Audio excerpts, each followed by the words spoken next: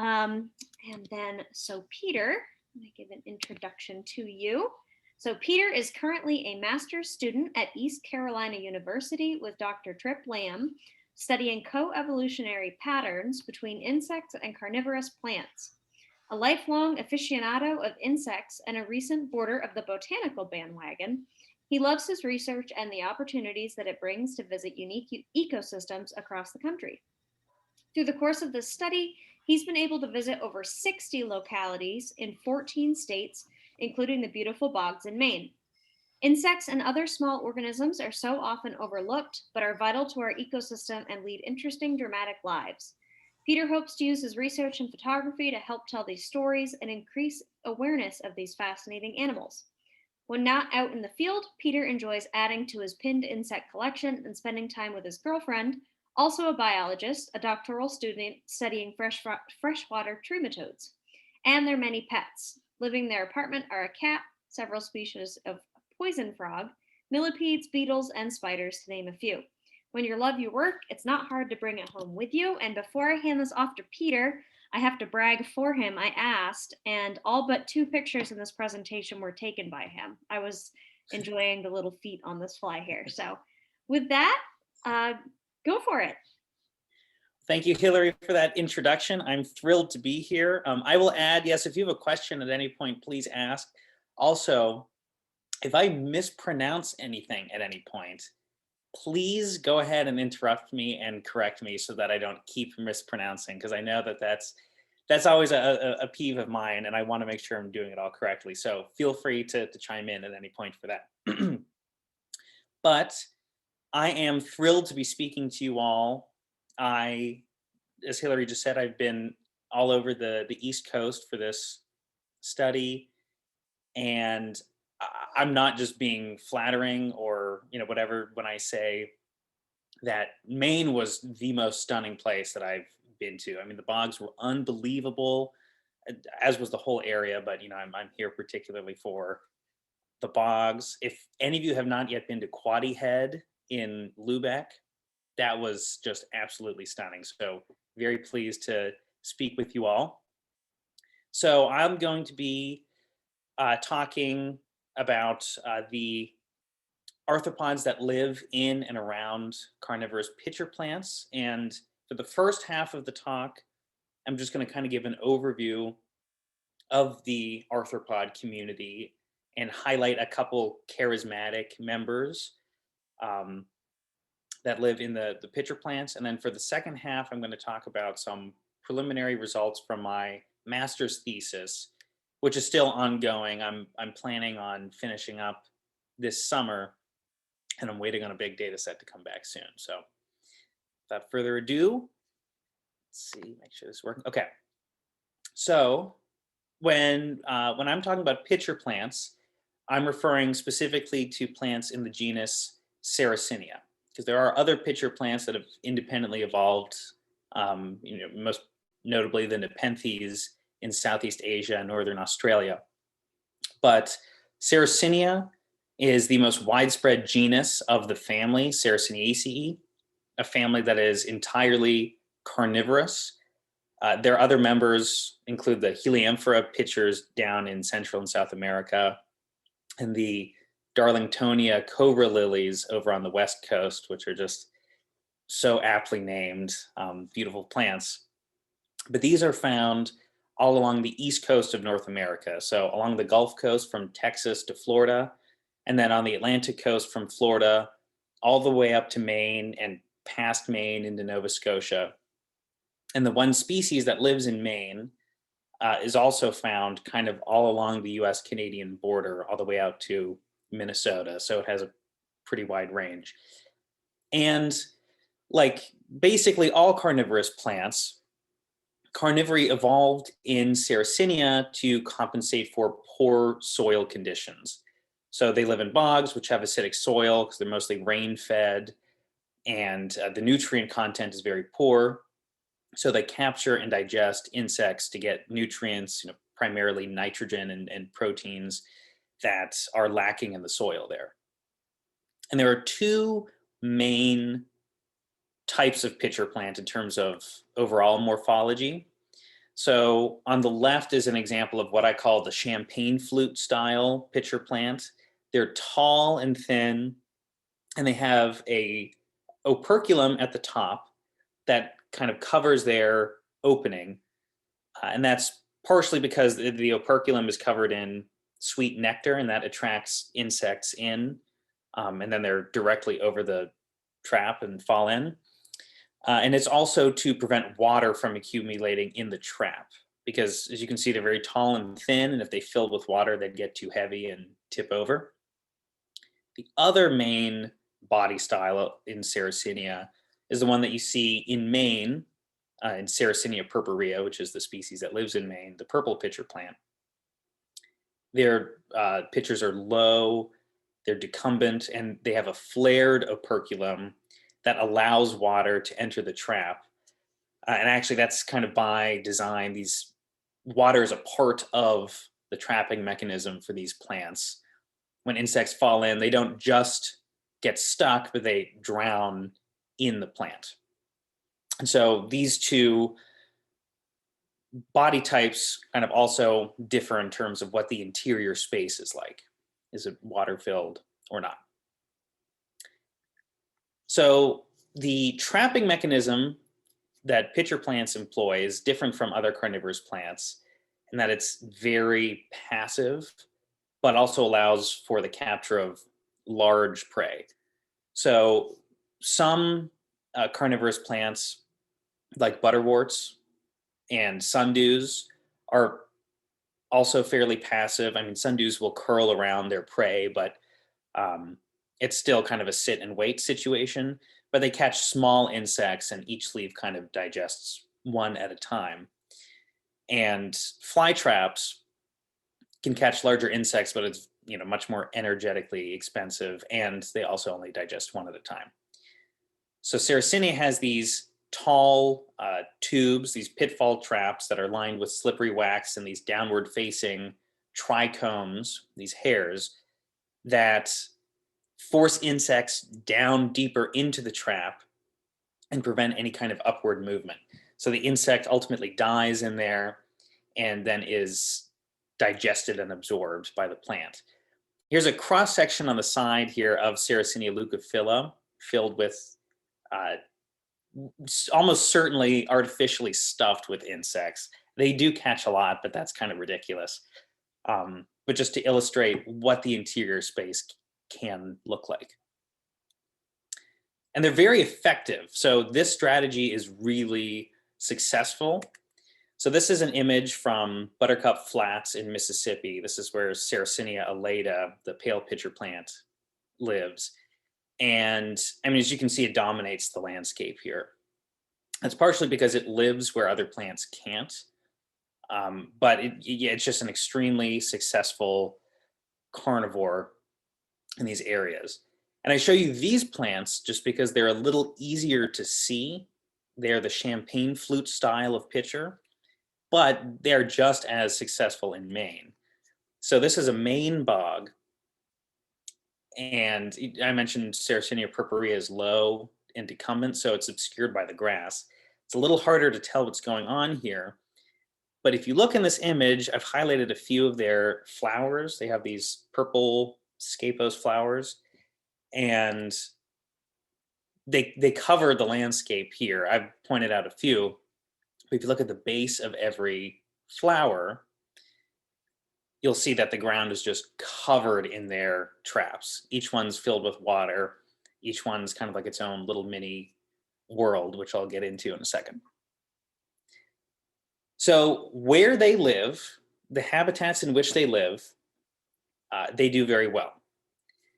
The problem is that the habitats in which they live themselves are not doing well. So today, only about 3% of the original range of Sarracenia still exists.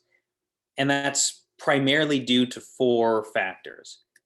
So the first is construction and human development. These bogs, just by the nature of their soil chemistry and their geologic history, tend to be large, flat, open areas. The poor nutrition in the soil kind of prevents a lot of trees and larger plants from growing there. So they're large, flat, and open, great for development. So a lot of these places are drained and then built on top of, which obviously kills everything that's in there. The other major concern is agricultural runoff. So again, the soil here is nutrient poor, but during heavy rains, runoff from agriculture can enter the bog. That brings with it all of these nutrients that are, maybe synthetic, maybe natural, but they change the soil chemistry. And not only can that burn the roots of these sensitive carnivorous plants, but the addition of these nutrients allows other plants that would not typically be able to grow in a bog, it allows them to grow there, and they can outcompete the native plants and irreversibly change the landscape. Poaching is also, unfortunately, a huge problem. I love carnivorous plants. Everybody does. Some people take advantage of that and will go out and remove plants from the wild, which I'll never understand. You can buy them at Lowe's for $5. It's not like there's a shortage of these things in the plant trade, but that is certainly a big problem. And then the last issue is fire aversion, fire hesitancy. So bogs are areas that naturally will burn periodically. And these carnivorous plants that live there depend on fires to clear the area. They have leaves. So for example, in Sarracenia, the pitcher trap is just a modified leaf. So is the snapping mechanism in the Venus flytrap. So their leaves have evolved to catch and digest insects. And because they have that function, they're not designed solely for photosynthesis. So on average, carnivorous plants have only about 50% of the photosynthetic capabilities of a normal plant. So they're easily overshaded and smothered, which is why fires are so important, because they remove all the other vegetation. Well, if you don't want to burn an area, it'll quickly become overgrown, and then the carnivorous plants, again, can't compete. But I'm not talking to the Maine Botanical Society, I'm talking to the Entomological Society. What does this have to do with insects? Well, not only is this habitat loss a problem for the pitcher plants, but the pitcher plants are home to an entire community of arthropods, some of which live exclusively in the pitcher plants. So anything that affects the plants will also affect everything that lives in and around them. So this arthropod community is collectively considered to be evolutionarily and ecologically distinct. Many of the species that make up this community kind of co-vary with one another. And this community is the result of several independent colonizations of the Sarracenia pitchers. Some community members now depend on these pitchers specifically to complete one or more stages of their life cycle. And so they each fill kind of their own ecological niche. I'm going to talk about three main niches within this community that each are based on a different resource provided by the pitcher plant. So the first thing that the pitcher plant does is it acts as an insect attractant. And if you eat insects, it's beneficial to stick around something that brings them to you. So there's a whole category within this community that just acts as prey interceptors. The second resource is that enclosed interior space inside of the trap. So this is somewhat distinct from the external climate, right? It's not necessarily going to be wildly different, but in terms of humidity, it is somewhat distinct, somewhat more stable. And importantly, you're not going to find as many predatory or parasitoidal insects inside of this trap. So if you can persist there safely, you're kind of removed from some of that predatory pressure. Think of the same kind of deal as a clownfish living in a sea anemone. So there's a whole suite of arthropods that act as pitcher inhabitants that live inside of that interior space. They also benefit from the plant in other ways that I'll talk about when I get into those. And the last resource that the pitcher provides is all of the organic material that collects inside of the pitcher plant. So I mentioned there's all of the prey that's in there. And unlike other carnivorous plants, that prey, when it's digested, is not discarded. It persists for the entire season. And so it just collects in there. So it's a semi-permanent resource that attracts a lot of prey consumers, which come into the plant and feed off of the insects that the pitcher plants have captured. So now I'm going to go through each of those categories and just highlight a few of the species or genera that occupy those niches and that you commonly see out in the field. And I'll try to tie it into what you see in Maine as best as possible. So the prey interceptors, most of these are arachnids. Not all. For example, I've seen praying mantids sitting around pitcher plants and picking off things that come to drink the nectar, but they don't have quite the same affinity towards pitchers specifically as a lot of these spiders do. Some of these are pitcher specialists. They are not obligate associates of pitcher plants, but they do prefer sitting on them. And some of the other ones, as I mentioned, like the praying mantis, are just opportunistic hunters. So the most common one to find by far is the green lynx spider, which you can see here in this photo. This is Pusatia viridans. It is a pitcher specialist. So it does not hunt exclusively on pitchers, but in the mid to late summer, they're almost ubiquitous in pitcher plant bogs. In some bogs, almost every single pitcher will have one of these spiders sitting on it in just the way you see in this photo. They sit on the operculum and wait for insects to come in and feed on the nectar, which is secreted on the top and the underside of the pitcher lid.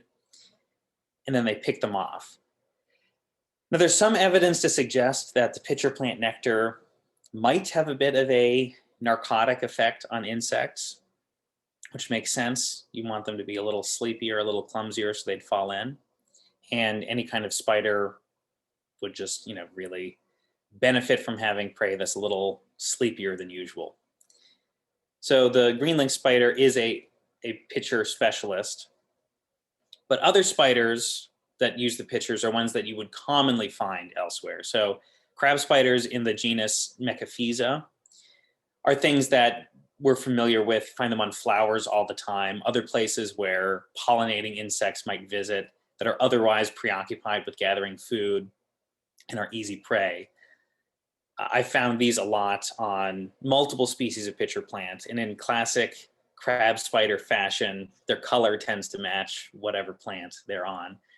And then up in Maine, and in the other places where Sarracenia purpurea lives, it's interesting that you'd find spiders that I would not necessarily think of as ambush predators quite as much as I would think of crab spiders and lynx spiders.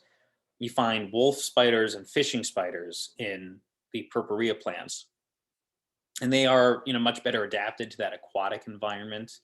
They can move around in and on water much more easily.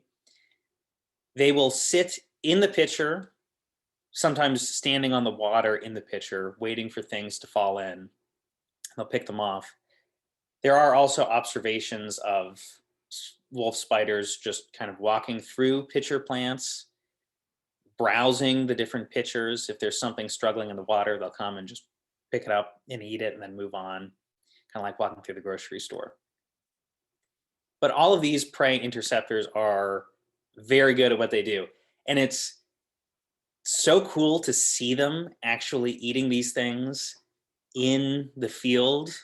You know, the kind of thing where you read about it and then to actually see it happen is always a lot of fun. You just hear some zzz, and then nothing. And I'll add that this is not always a case of theft from the pitchers. I mean, in the case of this jumping spider, it certainly is, but this green lynx spider, they typically hang out on the operculum. And when spiders are done feeding, they kind of just drop whatever they've been munching on. So a lot of times it does still end up in the pitcher plant. I have never found one of these spiders in the pitcher plants themselves, though, so they're very good at avoiding being eaten. So the next category are the pitcher inhabitants. And again, these spend some or all of their lives actually inside the trap of the pitchers. They utilize them for shelter. Some are herbivorous and actually feed on the pitchers themselves. And others, I meant to add that to this slide, others are predatory and will feed on other members of the inquiline community. So this is one of my, this is the sphesid wasp, Isodontia mexicana. And in classic fashion for that group, it builds a nest for its young and stocks it with paralyzed insects. This one tends to specialize in young katydids and grasshoppers. And they are some of the more casual pitcher associates. They're not obligate associates. You can find them building these nests in any kind of tubular hole. And even those little nests that you hang out for mason bees, these guys tend to colonize those.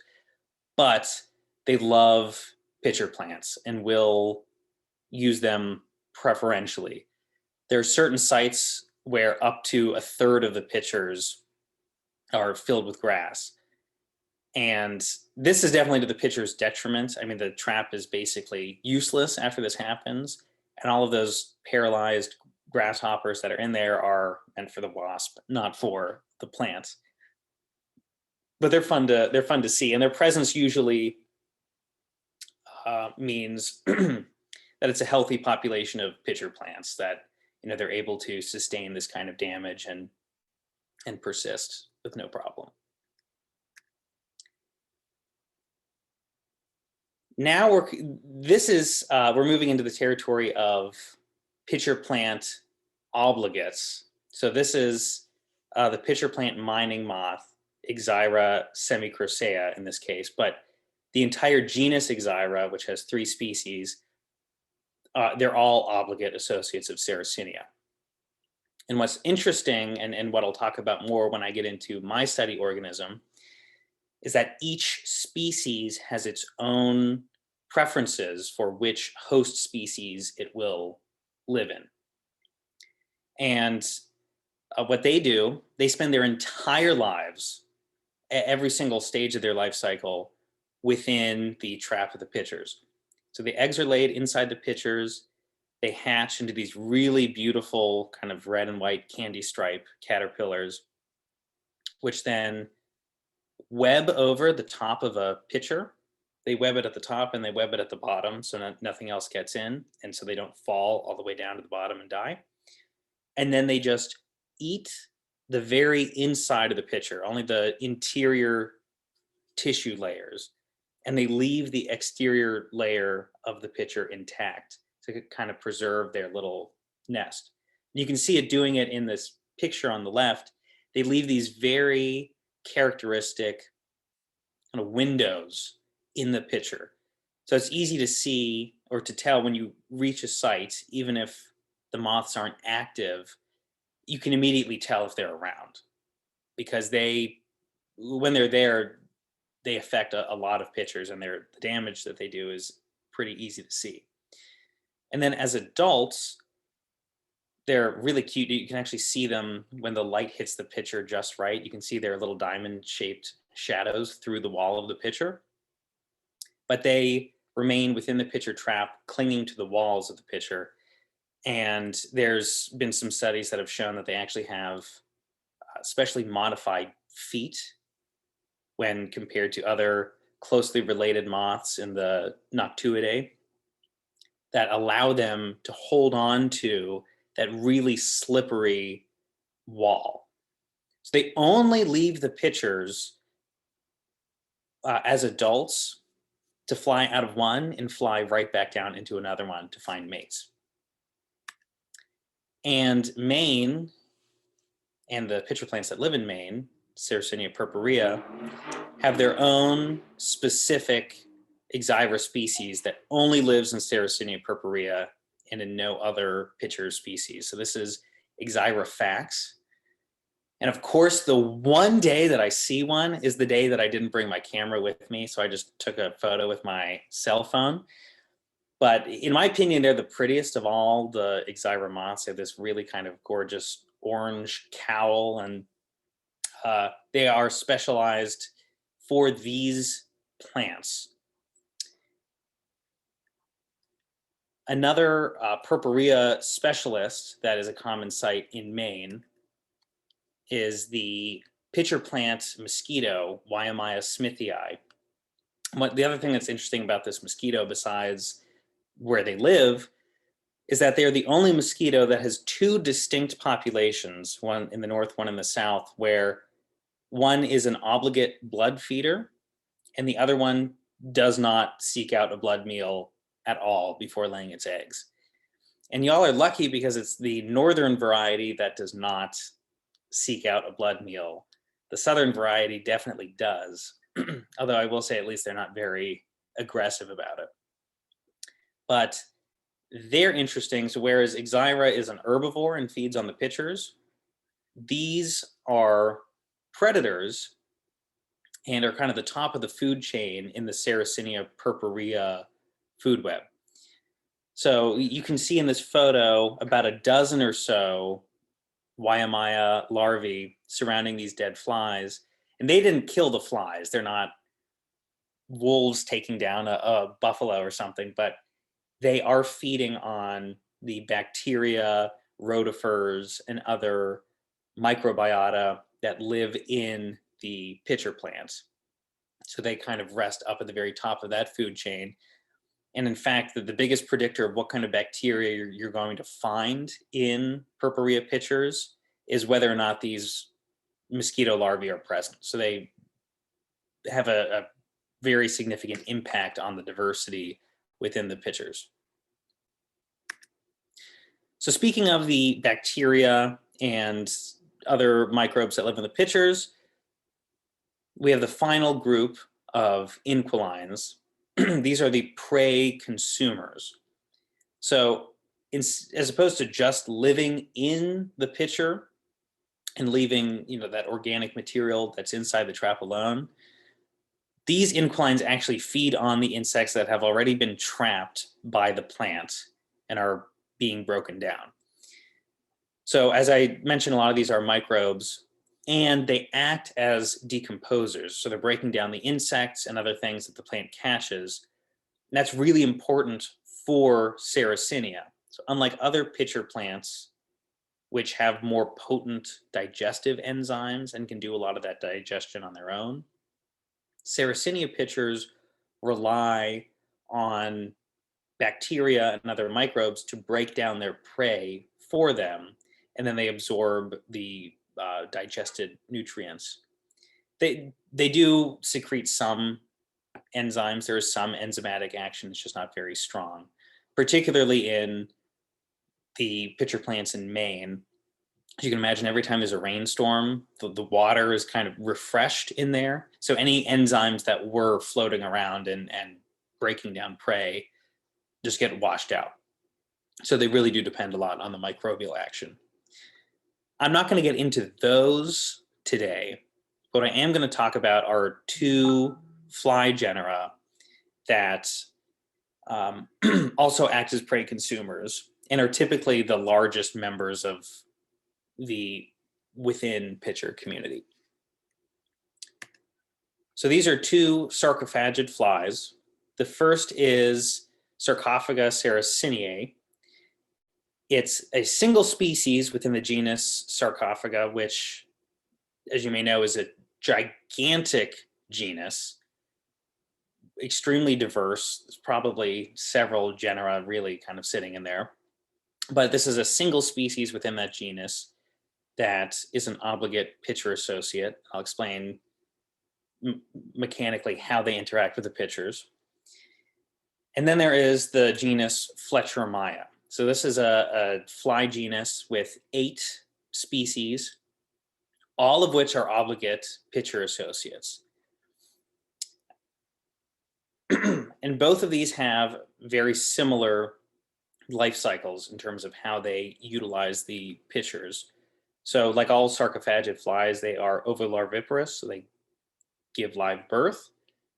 And the larvae are deposited directly into the trapping leaves of Sarracenia pitcher plants. Depending on the style, if you're in the champagne flute or if you're in the open bowl, larvae either live down at the very, very bottom of the trap in that stew of organic material that looks and smells exactly like you would imagine it does. And they feed on everything that's decaying down there. In the purple pitcher plants, the larvae actually tend to hang out up around the top and feed on drowned prey. And what's interesting, if you take a closer look, I apologize, it's getting a little blurry. If you take a look at the larvae in this purpurea plant, take a look at its posterior end, they have this spherical cup that they use to hang on to the surface tension at the top of the water. So a lot of times you'll just find them hanging there at the very top, and it's only when you disturb them that they either curl up or climb down to the bottom of the pitcher. So if you're in a bog and you happen to be around pitcher plants, kind of just peer in as you go, and you should be able to find some. So Fletcherimyia is the genus of flies that I'm studying for my master's thesis. So as I mentioned, the larvae are deposited into the pitchers where they feed on the prey that's been captured by the plant. And this is not as much of a detriment to the plant as the prey interceptors, because anything that the larva consumes and digests and excretes stays in the plant. So they might actually be helpful to the pitcher plant by mechanically breaking down prey that then is more immediately available to the microbial community, which ultimately digested for the plant. Once the larval stage is complete, they climb out of the plant or occasionally chew a little hole in the bottom. They pupate in the sphagnum moss that surrounds the plant.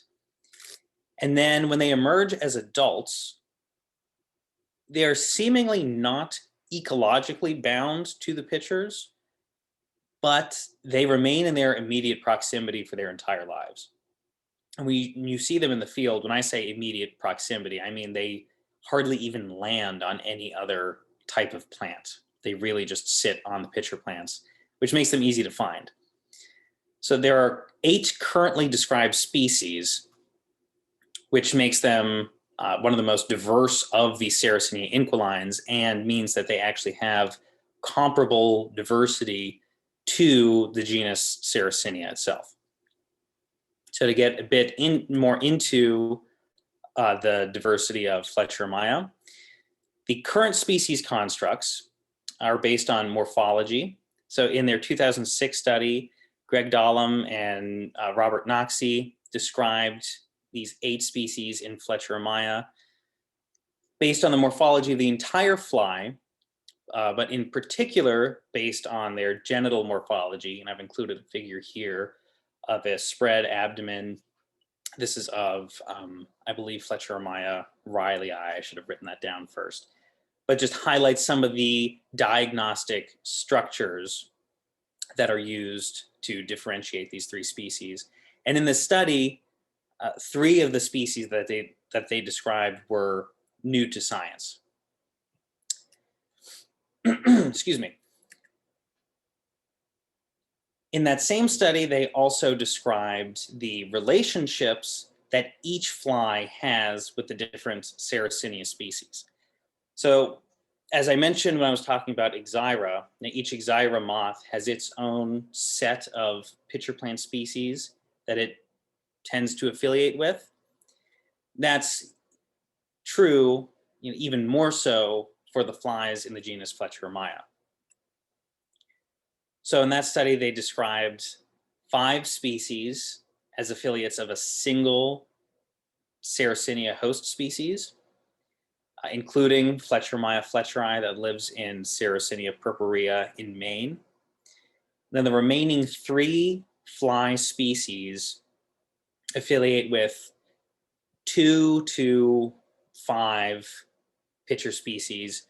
And these are typically ones that occur in sympatry. So for example, if you look at the flies on the right, Fletcherimyia riley, and Jonesi, they are obligate associates of Sarracenia minor and flava. And in South Carolina and Georgia and the surrounding area, minor and flava almost always co-occur. So it makes sense that these flies would utilize those same pitcher species.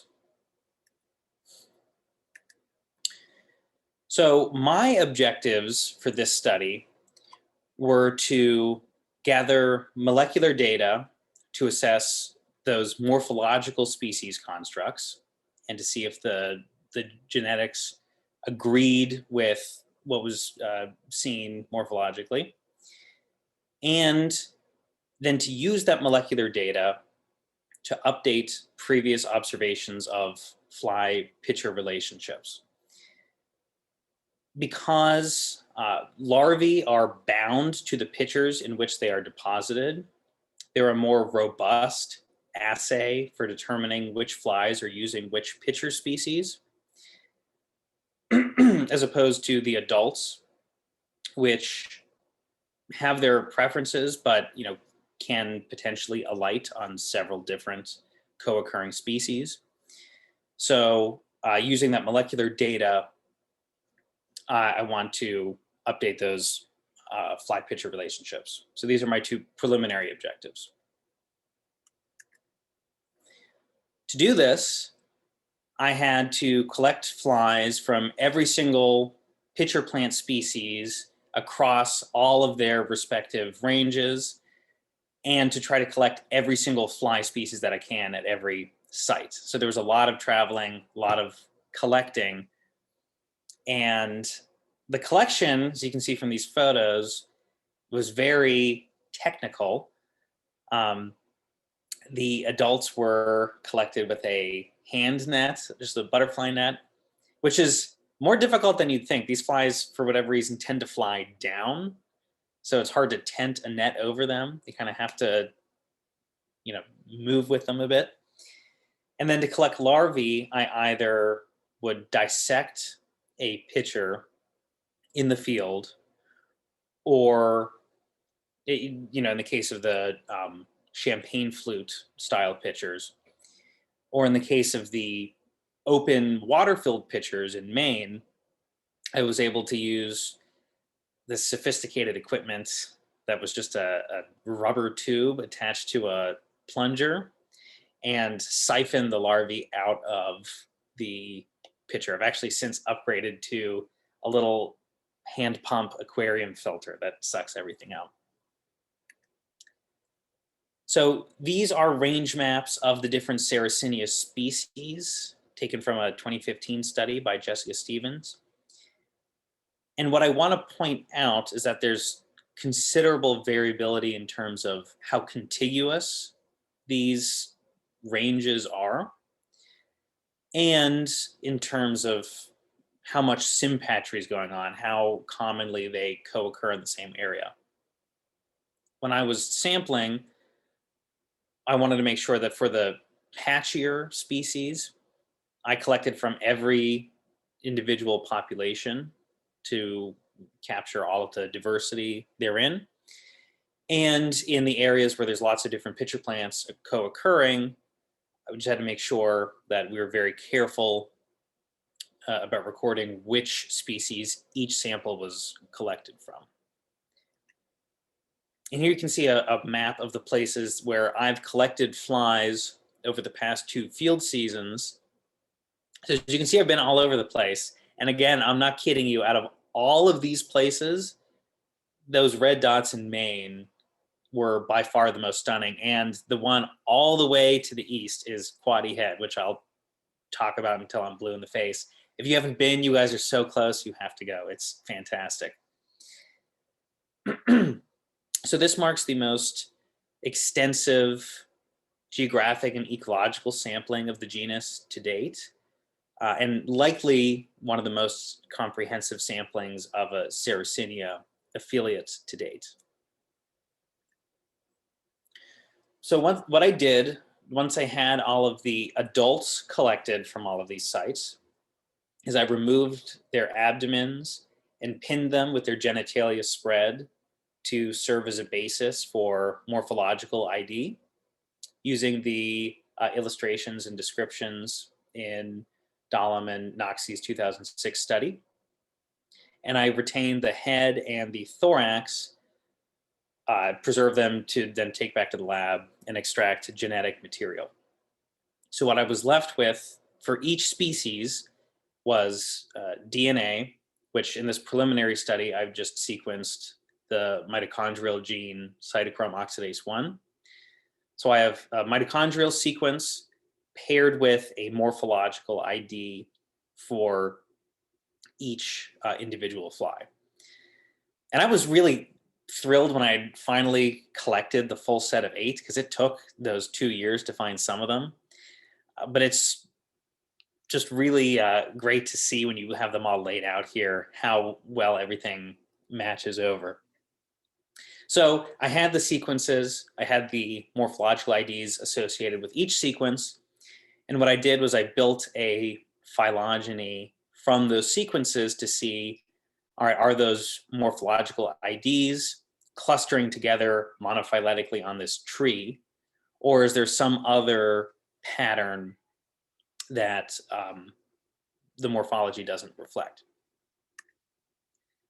As it turned out, the molecular data overwhelmingly supported the morphological data.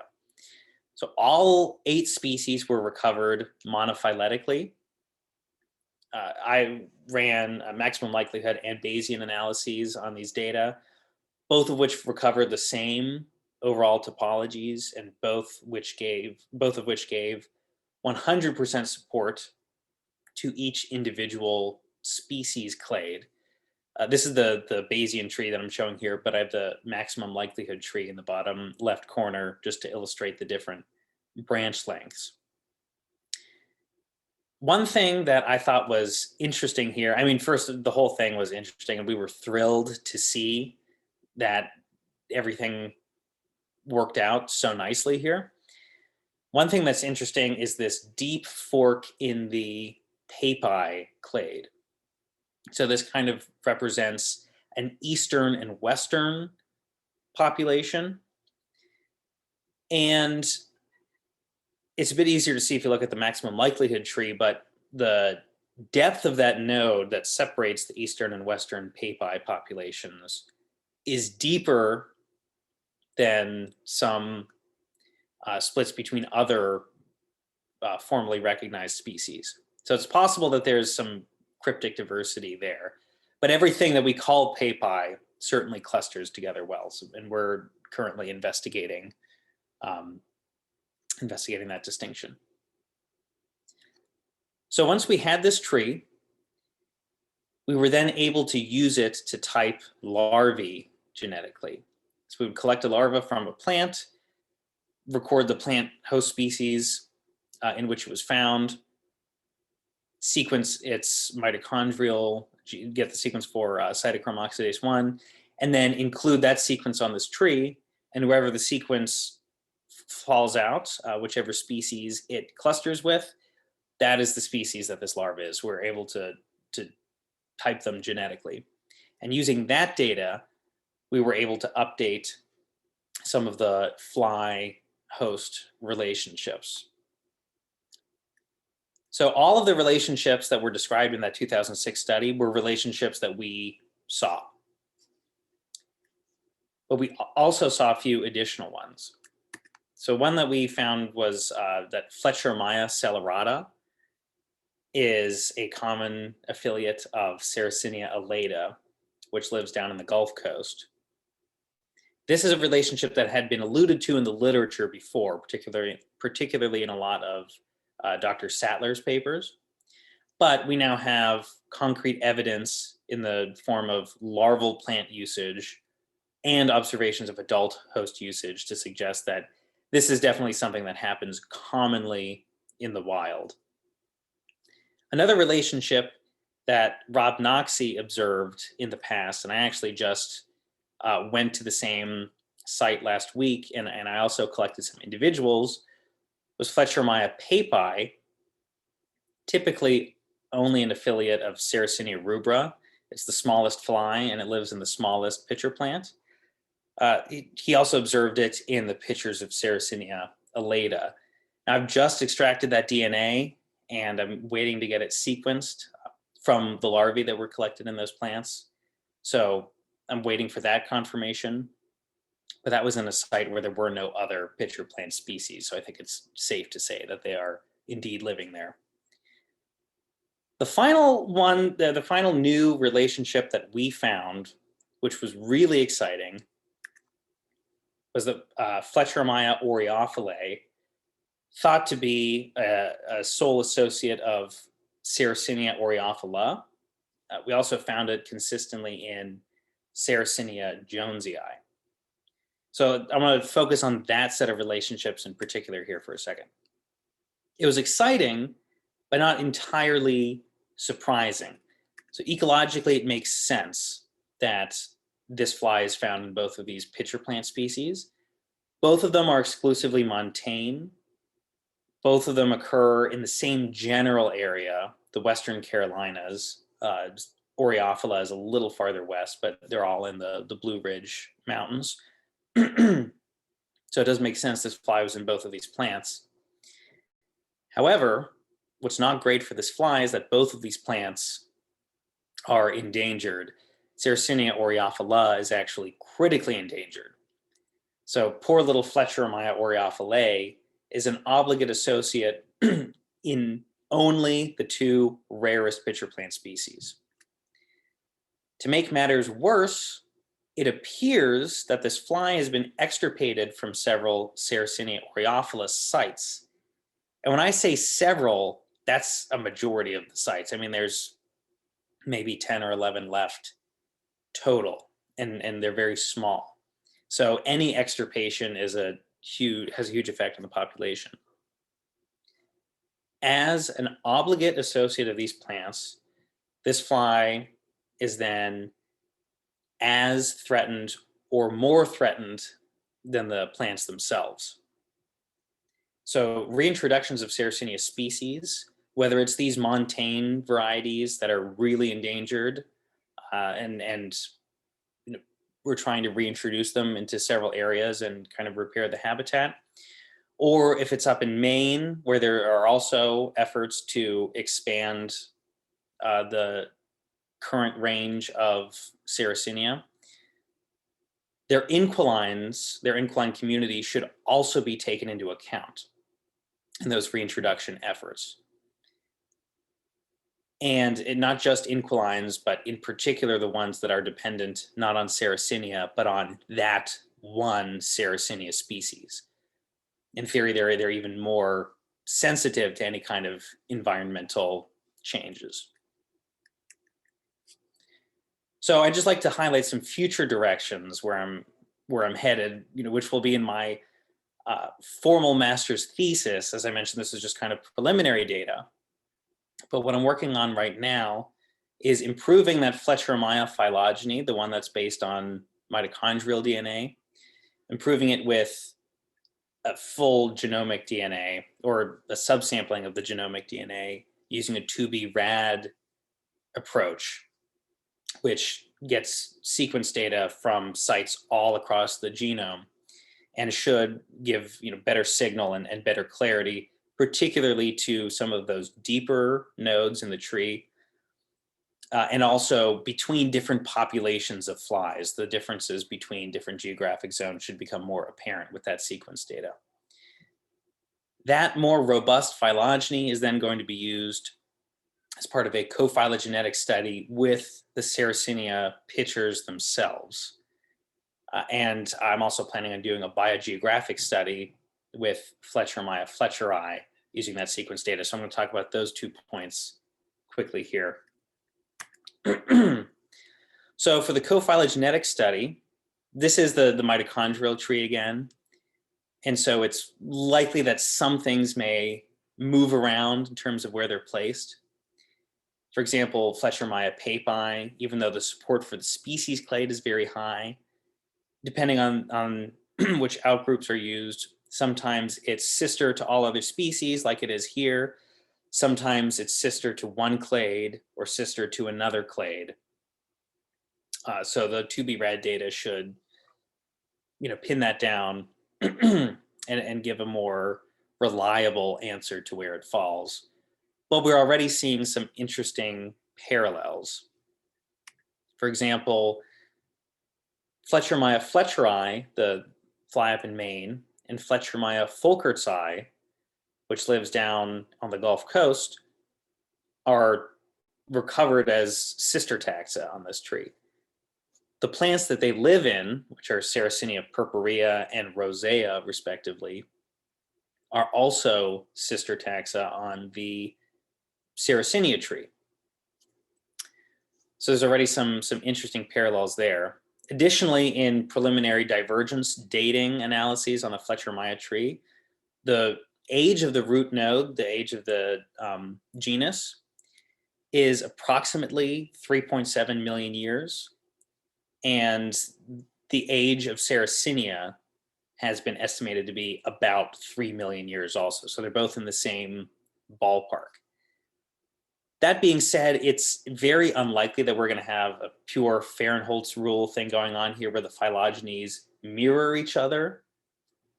But I think there's still going to be interesting things to discover. Primarily, what I'm interested in is how frequent are occurrences of host switching events over the evolution of these two groups. Is it common that flies will switch to a new host or jump to a new host? Or is that more of a rare occurrence? And that also has implications for the ongoing success of these flies as the plants become more and more endangered. How easily can they adapt to the disappearance of one species, and can they move to a different one? Can they rely on another one? So finally, this is taken from, oh my gosh, I have to put a citation on this slide. I apologize. This is taken from Dr. Mertz's study. What you're looking at right now is a biogeographic analysis of Wyomia smithii, the pitcher plant mosquito. And what it shows, or the pattern that it suggests, is that the mosquitoes followed the plants in sort of a post-glacial expansion northwards with nested clades as you move farther and farther north. And there are other figures that show, a more fine-scale phylogeny of just the northern populations, particularly the ones up in New England. And it shows that same pattern. The farther north you get, it appears that these are newer and newer populations. So what I'm interested in is using my 2B rad data set. I'd like to do the same sort of analysis and compare it to Wyomia smithii to see, does this whole pitcher plant community move together? Do they all co-vary? Or have they joined in at different time points? Because again, that has broader implications for conservation. Are certain inquilines faster to move to different sites than others, or does this whole community kind of move together? So in summary, I've provided a molecular data set that supports the morphological species constructs in Fletcherimyia, supports them overwhelmingly. Described a few new fly-pitcher associations based on larval plant usage, and then strengthened with observations of adult plant usage. And it's important to note that some of these novel interactions, particularly between the montane species, have important implications for conservation of both flies and plants. And I'm hoping that as I move forward in my thesis, and knock on wood, all my sequence data comes back in good shape, I'll have a lot more evidence that will also have implications for pitcher plant and fly conservation. So with that, I would like to thank my advisor, Trip Lamb, who would have loved the Maine bogs as much as I did, my committee members, Dr. Brewer and Dr. Goodwillie, my fellow lab mates, Emily Scott, and the newly christened Dr. Cohen and Dr. Cole. And I would also really like to thank Dana Little, Jerry Longcore, and Chris Shorn for their help in Maine. They were really instrumental in helping me find populations of these plants and therefore these flies. And there were lots of other people who were helpful too. So I'd like to thank everybody who worked with me. And of course, to Sarah Goodnight, who makes this research possible and is the one reason why I'd like to come home from the bog. And I'd also like to thank the following organizations for funding and field support: the Garden Club of America, the Smithsonian National Museum of Natural History, the North Carolina Native Plant Society, and the American Museum of Natural History.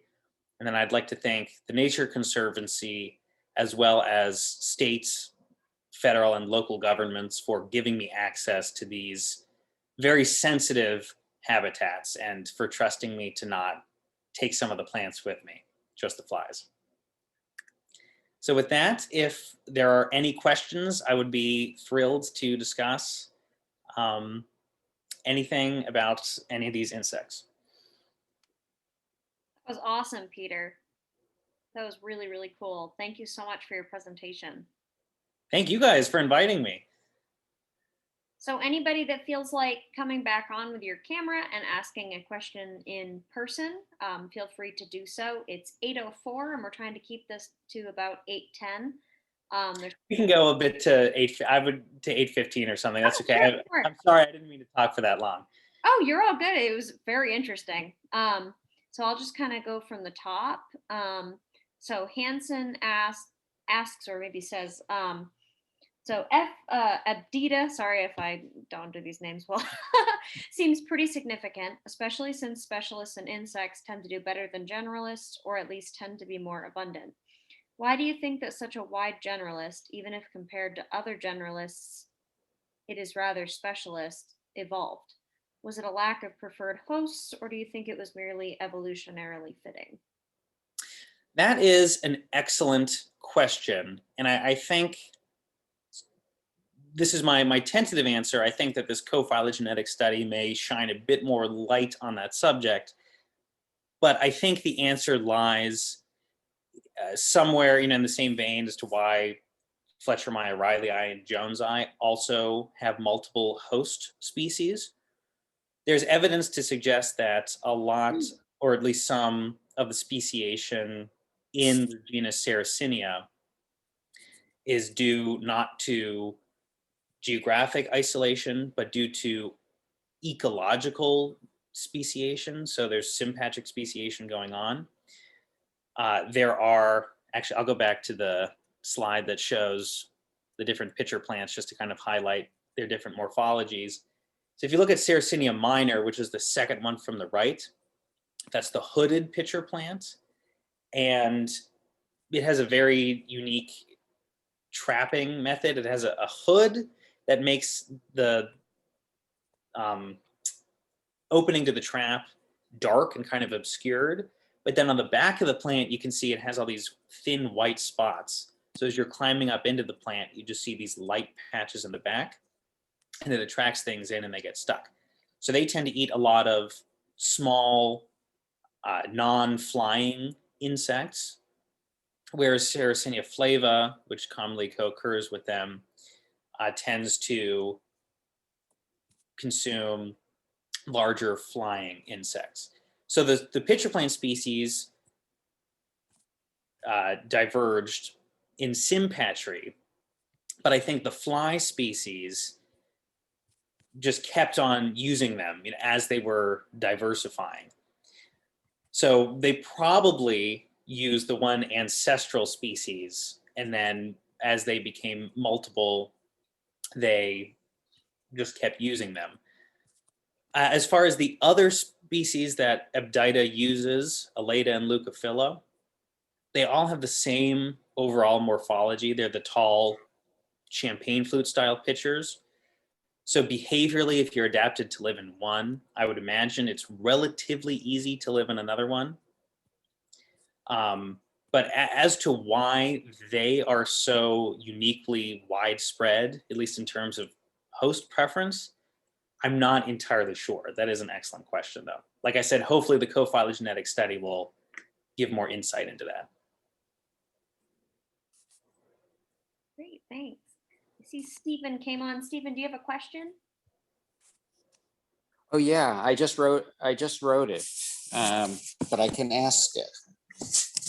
I have two questions. The first one is short. Can the larvae that you identified by molecular methods be ID'd morphologically too? That is a good question. That's something that I was actually talking about with Robert Noxie. I assume that there's some detail, you know, however subtle it is, however powerful of a microscope you need to look at it. Yeah. I would imagine maybe something in spherical morphology, or maybe something in I'm forgetting the exact term for the mandibles, those internal rasping structures that fly larvae have that I know can be diagnostic for species. It may be. And for a lot of these larvae, they're large enough that I'm able to just use a portion of them to collect DNA, and I still have the rest frozen.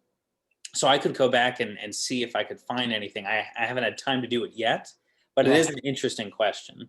Yeah, thanks. My second question, and this goes back just to the inhabitants, like, why am I a Smithii? I find the larvae like well into the fall in northern New York. So is there anything known about, they apparently freeze solid. What's going on physiologically, if that is indeed the case? Yeah, that's a good question. And it actually reminds me of when I was in Wisconsin, somebody said that, I'm sure in Maine, this is, you know, nothing either, but they said it gets down to like 40 below regularly. And in my mind, I think, how can any of these things that I also find in the Carolinas, how can they persist up there? So I've wondered the same thing. And I even found Fletcherimyia larvae in Maine in late September, which isn't quite as late, but still, that's cold for a fly larva. Yeah. So I don't know if they're able to freeze solid, or if some of them are just stragglers that ultimately do die over the winter, and it's only things that have pupated that make it through. That's an excellent question, though. I would love to know the answer. I'm not sure. I suck out with like a turkey baster, and usually go there in mid to late October in bogs in Western New York, and there's lots of the Smithii there. So my sense is they're not stragglers, but I don't know that for a fact, that they'll overwinter. I'd be interested to see if, going back in the winter, maybe just grab a frozen thing, a frozen pitcher plant, let it thaw, and see who's in there, who still made it. Yeah, right. I've never done that. Thank you. Cool. Just looking through the questions here, there's a few, so I'm just trying to kind of get from everybody that's asked. I'll try to answer faster You too. just I'm have sure. some nice enthusiasm, by the way. A lot of people love the talk, and people are excited to start looking in pitcher plants. Oh, thank you. Yeah. While you're Bob, looking, I've got a quick go question. for it. Go for it. Yeah, how do these larvae avoid the enzymatic digestion that kills most insects?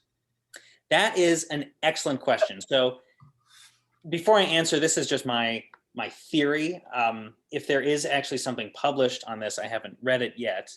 But my theory is that as sarcophagids, they're somewhat pre-adapted to the kind of caustic environment in the pitcher plants. You know, a lot of sarcophagid larvae live in rotting meat or, you know, kind of dirty dog park type situations where there's a lot of, if not necessarily enzymatic activity, there's a lot of microbial activity, decomposition going on, breaking down whatever they're in. And so their cuticle protects them from it. And there is evidence to suggest that they have some neutralizing compounds in their cuticle. And my theory is that a lot of those same chemical pressures that you would find in rotting meat and that kind of stuff are also present in the pitcher plant. It's a similar suite of things that are going on. So I'd imagine that what protects them in roadkill is also what's protecting them in the pitcher plant. That's super cool. That's a good theory. Colleen's got her hand up. I have a question. One, I found this is fascinating. Thank you. Thank you. I'm And so if glad. you like Maine, bogs, you really should go a little further up to New Brunswick, where the bogs are just massive and varied and amazing. I would have loved to. I'd planned to. If the border wasn't shut down, I would have gone up. But I have plans to at least go to Ontario this summer if hopefully things open up a bit more. But I'm sure the farther up you go, the better it gets. Yeah. So I was decades ago, when I was living there, I created just in a little nursery tray, a little bog in a tray with 6 different species of carnivorous plants, and there were little fly larvae swimming in the pitchers of the little pitcher plants I had, and I didn't know what they were, and I wasn't, once they emerged, they just sort of disappeared, and I didn't see them. So it's been fascinating to learn about this. But also, is there a hemipteran that is associated with pitcher plants? Because I remembered, in that little bog, there was a hemipteran that seemed to be hanging around in the pitcher plants, and I wasn't sure if that was just something that emerged from the sphagnum, or if it was really associated. So first of all, that's fascinating. I would love to do a little like bog tray, first of all, because all the plants are just incredible and I'd like to have them around. But also to see, that's kind of a good judge of how easily different species can colonize new areas. So if you ever want to make another little bog tray, let me know and I'd like to sample from it. So is there a hemipteran that consistently associates with Sarracenia? If there is, I'm not immediately aware of it, but I can go in and check. There's a great publication by Debbie Folkers where she runs through almost exhaustively all of the different groups that live in pitcher plants, which I can share. That being said, I have found, and let's call back to before I started the talk, some notonectids and things in the pitcher plants just hanging around in there. I think I wondered. temporarily. I would hope temporarily, because they're not going to have a good time if they stick around for much longer. But yeah, to my knowledge, there's not a hemipteran specialist. Okay. Thanks. Great. Well, we have reached 8:15. So this webinar has been recorded. Peter, I think your email is on the event page. So if that's okay with you, if anyone has any questions to email you after this. Absolutely, feel free. Great, cool. And I can share with you, I can share my email with you to send to everybody also. Or maybe I can put it in the chat here. I don't know if there's a way to do that. Yeah. But yeah, happy to take any questions. And anybody, if you can't find his email, email me, and you can always find my stuff on just the Maine Ento website. So great. Well, thank you so much for everybody who came and the wonderful questions. Sorry we didn't get through all of them. We got some long ones there, but have a great evening, everyone. Email them to me, please. I'd love to hear them. Sounds great. Bye. Thank you. Thank you.